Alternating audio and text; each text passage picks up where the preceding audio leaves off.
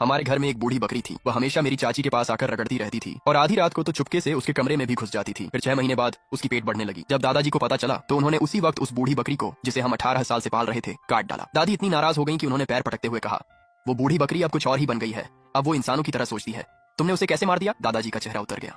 धीमी आवाज में उन्होंने कहा, आज रात कोई आने वाला है, हम उन्हें भूखा नहीं छोड़ सकते। हमें बकरी का स्टू बनाना होगा और उन्हें खिलाना होगा। दादी एक पल के लिए ठिठक गईं, फिर बोली, बूढ़े, क्या तुम्हारा दिमाग खराब हो गया है? हम पहाड़ के बीच में रहते हैं और बर्फ ने पूरे इलाके को बंद कर दिया है।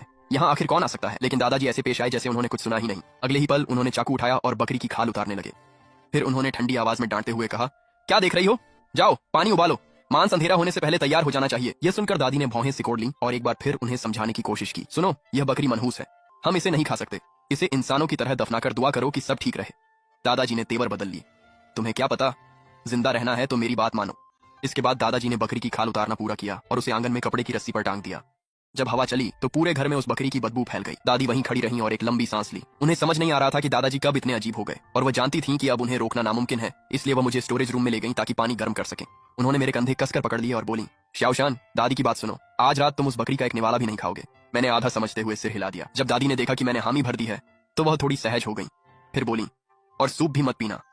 चिंता मत करो दादी, मैं न मांस खाऊंगा और न ही सूप पीऊंगा। वो बूढ़ी बकरी सच में डरावनी थी। जब दादाजी ने उसे मारा तो उसने बिल्कुल भी विरोध नहीं किया। वो बस दादाजी को शुद्ध नफरत से घूरती रही। अब वो बकरी जैसी महसूस ही नहीं हो रही थी। जैसे ही मैंने ये कहा, दादी का चेहरा पीला पड़ गया। उन्होंने मुझे अपनी बाहों में खींच लिया और फुसफुसाई, अपने दादाजी से दूर रहना। उसी वक्त दादाजी अंदर आए, आधा तसला बकरी का मांस लिए हुए, और पूछा, पानी तैयार है? हाँ तैयार है। दादाजी ने मांस को बर्तन में डाल दिया और दादी से कहा कि बिल्कुल भी मसाले न डालें, नमक भी नहीं। फिर कोई इसे खाएगा कैसे? दादाजी ने बस अपनी आंखें संकरी कर लीं और कुछ नहीं बोले। वो मुड़े और आंगन में वापस चले गए। कुछ ही देर बाद दादी ने पका हुआ बकरी का मांस एक तसले में डाल दिया। उस गर्मागर्म मांस को देखकर मैं खुद को निगलने से रोक नहीं पाया। दादी ने मुझे देखा और डांटते हुए बोली, श्याओशान, एक निवाला भी नहीं। मैंने सिर हिलाया और कहा, मुझे पता है। लेकिन दादी अब भी निश्चिंत नहीं थी। उन्हें डर था कि मैं चुपके से मांस खा लूंगा, इसलिए उन्होंने मुझे आंगन में घसीट लिया और बोली, बूढ़े, मांस पक गया है, अब तक कोई आया क्यों नहीं? दादाजी ने कोई जवाब नहीं दिया। वो बस भारी मन से आंगन के फाटक की ओर देखते रहे। कुछ मिनट बाद आखिरकार उन्होंने कहा, वे आ गए हैं। जैसे ही उन्होंने यह कहा, फाटक से कदमों की आहट सुनाई दी। चांदनी में मैंने देखा कि एक औरत आंगन में दाखिल हुई। अगर मैंने उसकी परछाई जमीन पर न देखी होती तो मुझे लगता कि वह इंसान नहीं है। यहाँ तक कि दादी भी उसकी शक्ल देखकर चौंक गई। फिर वह सतर्क हो गई और हिचकिचाते हुए पूछा, बहन जी, इतनी रात को आप मेरे घर क्या कर रही हैं? उस औरत की आंखों में कुछ अजीब सा अंधेरा चमका। फिर उसने दयनीय स्वर में कहा, चाची, बर्फ ने पहाड़ को बंद कर दिया है और मैं अपने पति से बिछड़ गई हूँ। मैंने पहाड़ के बीच में कहीं से रोशनी देखी तो यहाँ आ गई। मुझे 3 दिन से कुछ खाने को नहीं मिला है, मैं भूख से मर रही हूँ। जब उसने कहा, मैं भूख से मर रही हूँ, तो उसने उन शब्दों में अजीब सा जोर डाला। उसकी आंखें पूरी तरह खुली थीं और वह बिल्कुल किसी मांस खाने वाले भूत जैसी लग रही थी। मैं इतनी डर गई कि तुरंत दादी के पीछे छिप गई। वह औरत कुछ छोटे छोटे कदम आगे बढ़ी और मुस्कुराते हुए बोली, चाची, मुझे पकी हुई बकरी का मांस चाहिए, क्या आपके पास है? दादी इतनी घबरा गई थी कि वह प्रतिक्रिया भी नहीं कर पाई। जैसे ही वह औरत दादी के पास पहुंचने ही वाली थी, दादाजी ने ठंडे स्वर में कहा, मांस हांडी में है। इसके तुरंत बाद उन्होंने आधा तसला मांस निकाल कर ला दिया। जब उस औरत ने मांस देखा तो एक पल के लिए ठिठक गई। फिर हंसते हुए बोली, चाचा, इतना थोड़ा मेरे लिए काफी नहीं है, मैं 3 दिन से भूखी हूँ। दादाजी ने उसे ठंडी नजरों से देखा और कहा, बस इतना ही है, इसी में काम चलाना पड़ेगा। फिर उन्होंने तसला जमीन पर रख दिया। अगले ही पल वह औरत मांस के सामने घुटनों के बल गिर गई और मुट्ठी भर भर कर मांस अपने मुंह में ठूंसने लगी। वह तो हड्डियां भी चबा गई, न टूटने वाली हड्डी वह निगल लेती थी। दादी ने दादाजी से धीरे से कहा, बूढ़े, वह लड़की इंसान नहीं, भूखे भूत जैसी है। तभी वह औरत दादी को देख मुस्कुराई। उसका मुंह गड्ढे जैसा काला था, उसके मुंह में एक भी दांत नहीं था।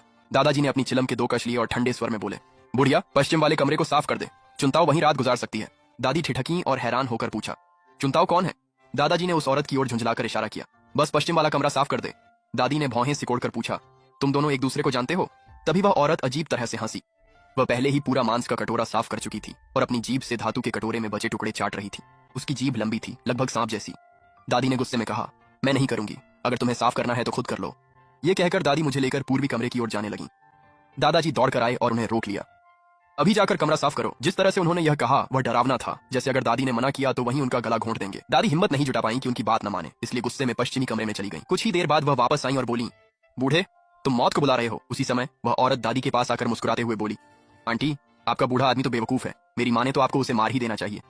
किसी तरह अचानक उसके हाथ में एक तेज चाकू आ गया और उसने वह चाकू दादी की ओर बढ़ा दिया। दादी ने चाकू ले लिया और दादाजी को घूरने लगी। वह औरत फिर से एक सिहरन भरी हंसी हंसी और दादी के चारों ओर घूमते हुए फुसफुसाई, मार डालो उसे, ऐसा आदमी सिर्फ मुसीबत है। उसकी आवाज लगातार और कठोर होती जा रही थी। दादाजी ने उसे घूरते हुए कहा, पश्चिम वाला कमरा तैयार है, तुम एक रात रुक सकती हो, कल सुबह तुम्हें पहाड़ छोड़ना होगा। उस औरत ने दादाजी को गुस्से से देखा, फिर मुड़ी और पश्चिम वाले कमरे में चली गई। ठीक उसी समय दादी का हाथ अचानक ढीला पड़ गया और चाकू तेज आवाज के साथ जमीन पर गिर पड़ा। वह भौहें चढ़ाकर उलझन में बोली, अभी क्या हुआ?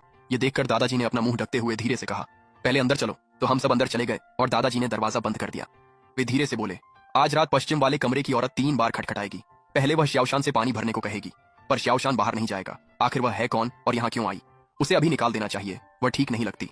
बुढ़िया, बचना है तो मेरी बात मान। फिर दादाजी मेरी ओर देखकर बोले, श्याओशान, अगर पश्चिम वाले कमरे की औरत तुमसे पानी लाने को कहे तो उसके लिए घड़ा भर देना। चाहे तुम कुछ भी देखो या सुनो, एक भी आवाज मत निकालना, ये बात याद रखना। 3 बाल्टी पानी से वह घड़ा भर जाएगा। तीसरी बाल्टी के बाद सीधे वापस आ जाना। चाहे वह तुम्हें कैसे भी रोकने की कोशिश करे, तुम्हें वापस आना ही है, समझे? जैसे ही मैंने बोलना खत्म किया, मैंने दरवाजे पर 3 भारी दस्तकों की आवाज सुनी। फिर बाहर से उस औरत की खोखली आवाज आई, चाचा, मुझे प्यास लगी है, घड़े में पानी नहीं है। मैं चाहती हूँ कि श्याओशान मेरी मदद करे और पानी लाए। जैसे ही दादी ने यह सुना, उनका चेहरा बदल गया। उन्होंने मुझे कसकर पकड़ लिया और छोड़ने से इनकार कर दिया। नहीं, श्याओशान नहीं जा सकता। ये देखकर दादाजी ने जल्दी से कहा, उसे जाने दो। अगर श्याओशान नहीं गया तो वह औरत कमरे में आ जाएगी और हम में से कोई भी जिंदा नहीं बचेगा। उसी समय बाहर से फिर से उस औरत की आवाज आई,